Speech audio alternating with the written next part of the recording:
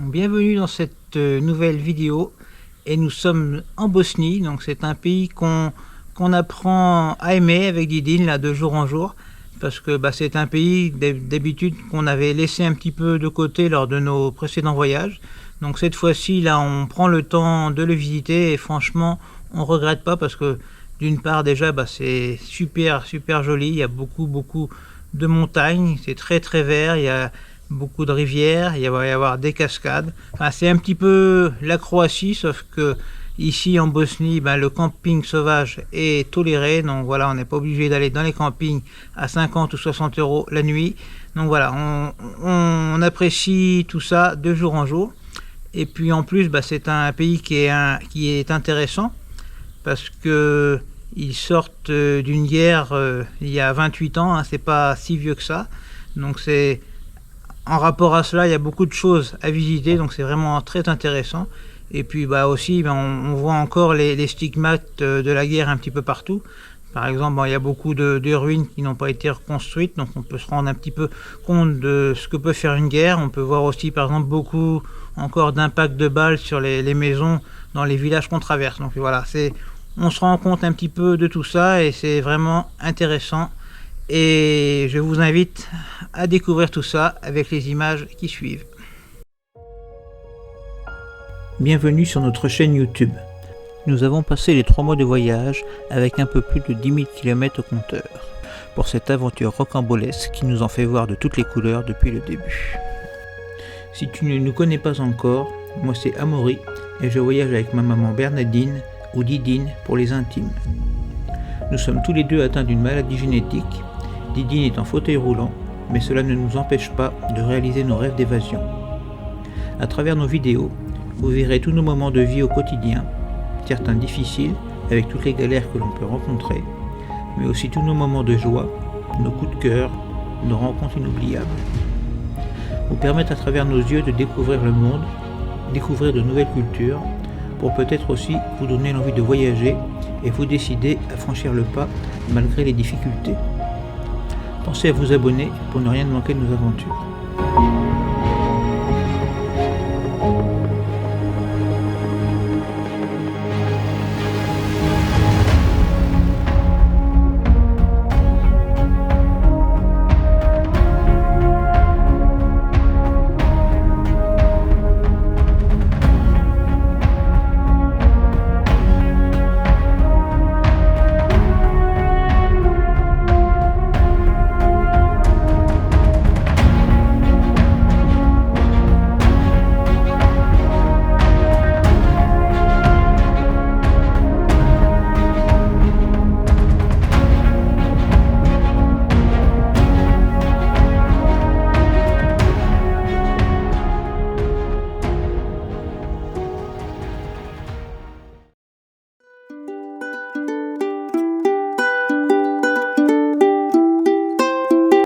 Nous commençons notre périple en Bosnie par la première ville après le passage de la frontière, Višegrad. Une agréable découverte pour nous, car la ville est totalement accessible pour les fauteuils roulants. Il y a des rampes d'accès partout. C'était une très bonne entrée en matière pour nous, pour ce nouveau pays que nous avons peu visité lors de nos précédents voyages. Višegrad est connu pour son célèbre pont Mehmet Pacha Sokolović, chargé d'histoire, dynamité plusieurs fois lors de différents conflits, ébranlé lors d'une inondation exceptionnelle ou lieu d'exécution lors des massacres de la guerre de Bosnie. Aujourd'hui, il a été complètement restauré et il est vraiment très beau avec ses vues aériennes.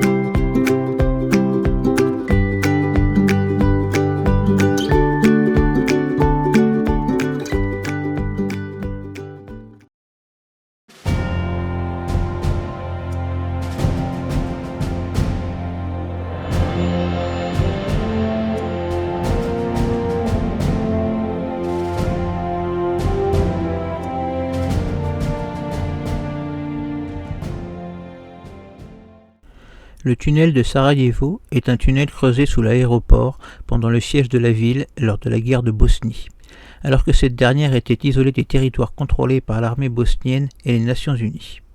Il permet d'apporter des vivres, du matériel de guerre et de l'aide humanitaire vers la ville tout en évacuant des malades et des blessés vers l'extérieur.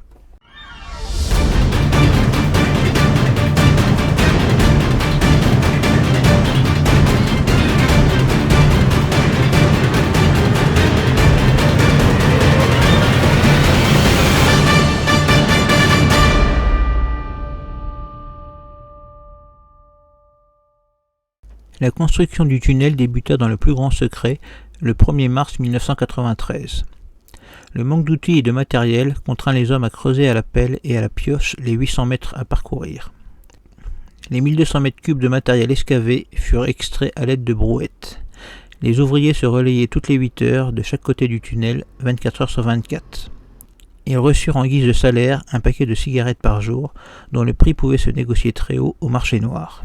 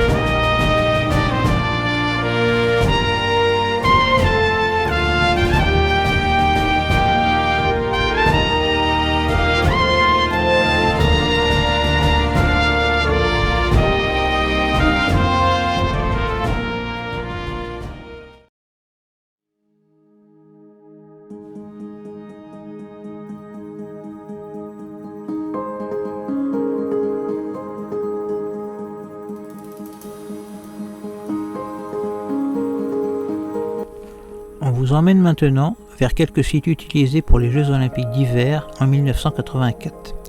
Cela nous fait faire une petite sortie d'urbex avec le drone sous un beau soleil dans ces lieux abandonnés où la nature commence à reprendre ses droits.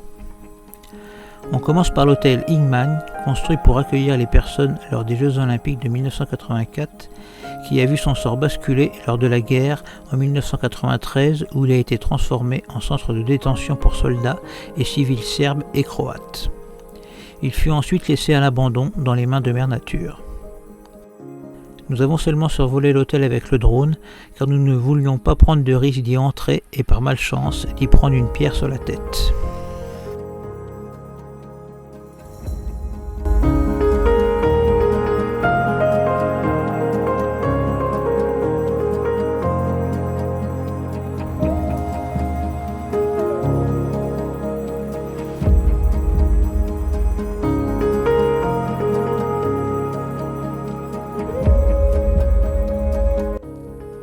Nous voilà maintenant sur le site des tremplins de saut à ski.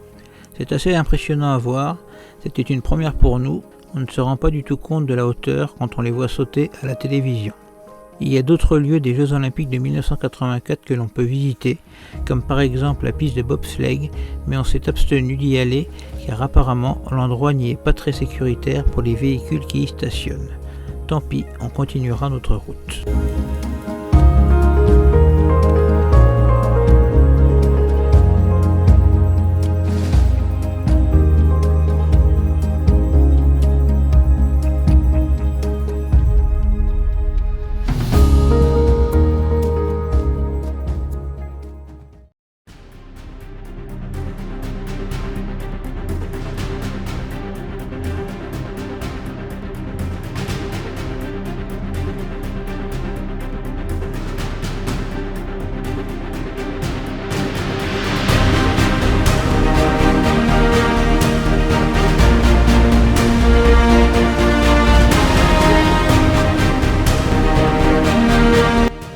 Le musée de la bataille des blessés sur la Neretva à Jablanica est un lieu culturel important pour la Bosnie-Herzégovine, car il expose au monde entier les terribles événements de la Seconde Guerre mondiale en ex-Yougoslavie. Pour les partisans, sous les ordres de Tito, le but de cette bataille n'était pas de stopper l'invasion allemande en Yougoslavie, mais plutôt de trouver un passage pour évacuer ces 5000 blessés en terrain moins hostile. Le musée est à côté d'un pont qui est devenu le symbole de cette bataille, car il a été détruit une première fois par les partisans de Tito pour contrer l'invasion nazie. Il fut remplacé provisoirement par un pont en bois qui fut brûlé, puis une nouvelle fois reconstruit en 1943 par les Allemands, avant d'être de nouveau détruit en 1968 pour les besoins d'un film, La bataille de la Neretva, réalisé par Veljko Bulaji. Et comble de l'ironie, les images tournées lors du tournage de la destruction du pont ne seront pas utilisables à cause de l'importante fumée émise lors de l'explosion. Finalement, en 1991, une crue de la Neretva finira par emporter les restes de ce fameux pont ferroviaire. Et bien voilà, cette vidéo se termine. J'espère que vous avez apprécié toutes ces images. J'ai essayé de faire au mieux pour cette vidéo, vraiment de faire un bon montage, parce que c'est vraiment, comme je vous le disais en début de vidéo, un pays qu'on apprécie et qu'on aime, qui est peut-être un peu délaissé par le tourisme de masse, qui est peut-être un petit peu moins connu. Donc voilà, si on peut le faire un petit peu plus connaître et partager notre expérience. Donc voilà, j'ai essayé de faire un très bon montage, une belle vidéo. Et si vous l'avez aimé, et bien sûr, laissez-nous vos commentaires, un petit like. Et puis bien moi je vous dis à bientôt pour une prochaine vidéo, toujours en Bosnie parce qu'il y a encore plein de choses à faire. Et je vous dis à bientôt, salut!